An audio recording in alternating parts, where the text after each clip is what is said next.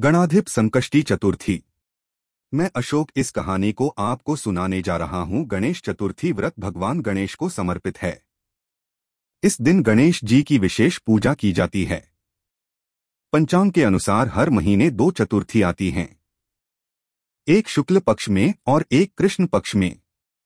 हर महीने पड़ने वाली कृष्ण पक्ष की चतुर्थी को संकष्टी चतुर्थी कहा जाता है, जबकि शुक्ल पक्ष की चतुर्थी को विनायक चतुर्थी कहा जाता है। संकष्टी चतुर्थी व्रत की महिमा। नारद पुराण के अनुसार संकष्टी चतुर्थी के दिन व्रती को पूरे दिन का उपवास रखना चाहिए। शाम के समय संकष्टी गणेश चतुर्थी व्रत कथा को सुननी चाहिए। संकष्टी चतुर्थी के दिन घर में पूजा करने से नकारात्मक प्रभाव दूर होते हैं। इतना ही नहीं, संकष्टी चतुर्थी का पूजा से घर में शांति बनी रहती है। घर की सारी परेशानियां दूर होती हैं। गणेश जी भक्तों की हर मनोकामना पूर्ण करते हैं। इस दिन चंद्रमा को देखना भी शुभ माना जाता है। सूर्योदय से शुरू होने वाला संकष्टी व्रत चंद्र दर्शन के बाद ही समाप्त होता है। साल भर में 12 से 3 संकष्टी व्रत रखे जाते हैं। हर संकष्टी व्रत की एक अलग कहानी होती है। दक्षिण भारत के तमिलनाडु राज्य में संकष्टी चतुर्थी को गणेश संकटहरा या संकटहरा चतुर्थी के नाम से भी जाना जाता है। ध्यान दें, संकष्टी चतुर्थी व्रत का दिन उस दिन के चंद्रोदय के आधार पर निर्धारित होता है। जिस दिन चतुर्थी तिथि के दौरान चंद्र उदय होता है, संकष्टी चतुर्थी का व्रत उसी दिन रखा जाता है। इसीलिए प्रायः ऐसा देखा गया है कि कभी कभी संकष्टी चतुर्थी व्रत चतुर्थी तिथि से एक दिन पूर्व अर्थात तृतीया तिथि के दिन ही होता है। कहा जाता है कि संकष्टी चतुर्थी का व्रत नियमानुसार ही संपन्न करना चाहिए, तभी इसका पूरा लाभ मिलता है। इसके अलावा गणपति बप्पा की पूजा करने से यश, धन, वैभव और अच्छे स्वास्थ्य की प्राप्ति होती है। शुरुआत तिथि शुक्ल चतुर्थी। उत्सव विधि व्रत पूजा, व्रत कथा, भजन कीर्तन, गणेश मंदिर में पूजा। संकष्टी चतुर्थी पूजा विधि।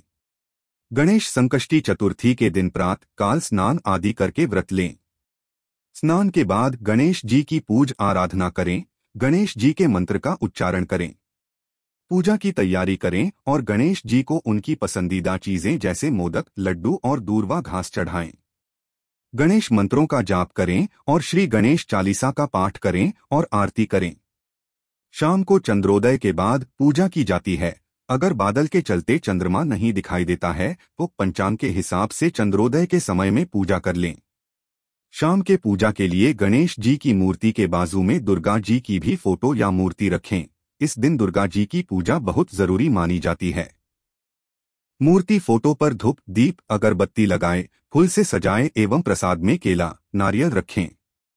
गणेश जी के प्रिय मोदक बनाकर रखें। इस दिन तिल या गुड़ के मोदक बनाए जाते हैं। गणेश जी के मंत्र का जाप करते हुए कुछ मिनट का ध्यान करें, कथा सुनें, आरती करें, प्रार्थना करें। इसके बाद चंद्रमा की पूजा करें, उन्हें जल अर्पण कर फूल, चंदन, चावल चढ़ाएं। पूजा समाप्ति के बाद प्रसाद सबको वितरित किया जाता है।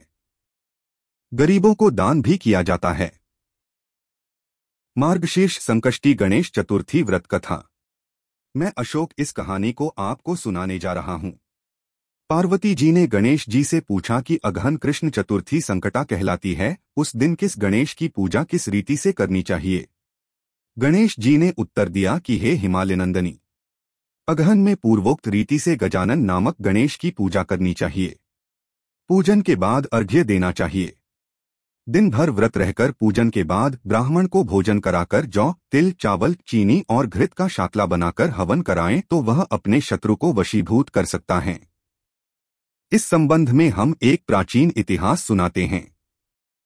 प्राचीन काल में त्रेतायुग में दशरथ नामक एक प्रतापी राजा थे। वे राजा आखेट प्रिय थे। एक बार अनजाने में ही उन्होंने एक श्रवण कुमार नामक ब्राह्मण का आखेट में वध कर दिया। उस ब्राह्मण के अंधे माँ बाप ने राजा को शाप दिया कि जिस प्रकार हम लोग पुत्र शोक में मर रहे हैं, उसी भांति तुम्हारा भी पुत्र शोक में मरण होगा। इससे राजा को बहुत चिंता हुई। उन्होंने पुत्रेष्टि यज्ञ कराया। फलस्वरूप जगदीश्वर ने राम रूप में अवतार लिया। भगवती लक्ष्मी जानकी के रूप में अवतरित हुई। पिता की आज्ञा पाकर भगवान राम सीता और लक्ष्मण सहित वन को गए, जहां उन्होंने खरदूषण आदि अनेक राक्षस व राक्षसियों का वध किया। इससे क्रोधित होकर रावण ने सीता जी का अपहरण कर लिया।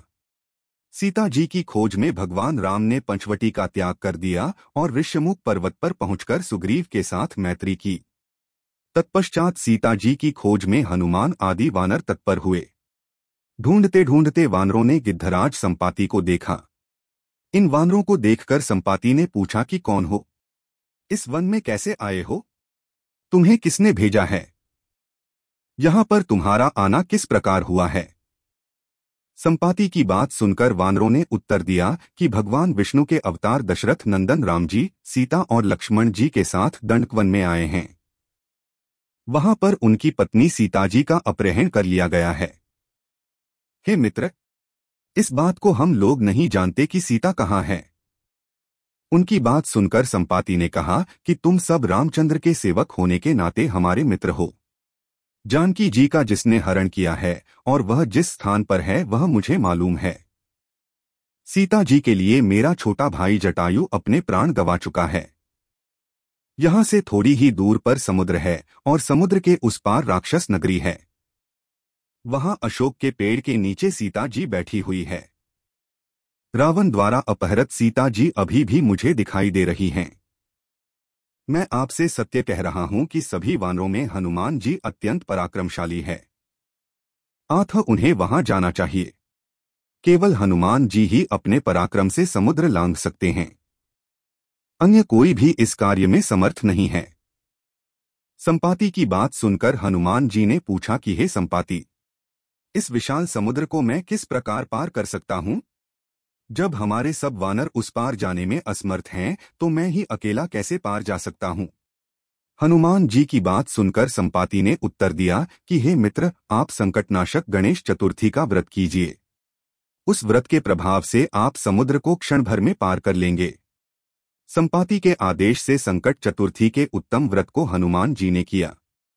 हे देवी, इसके प्रभाव से हनुमान जी क्षण भर में समुद्र को लांघ गए। इस लोक में इसके समान सुखदायक कोई दूसरा व्रत नहीं है। श्री कृष्ण जी कहते हैं कि महाराज युधिष्ठिर, आप भी इस व्रत को कीजिए। इस व्रत के प्रभाव से आप क्षण भर में अपने शत्रुओं को जीतकर संपूर्ण राज्य के अधिकारी बनेंगे। भगवान कृष्ण का वचन सुनकर युधिष्ठिर ने गणेश चतुर्थी का व्रत किया। इस व्रत के प्रभाव से वे अपने शत्रुओं को जीतकर राज्य के अधिकारी बन गए।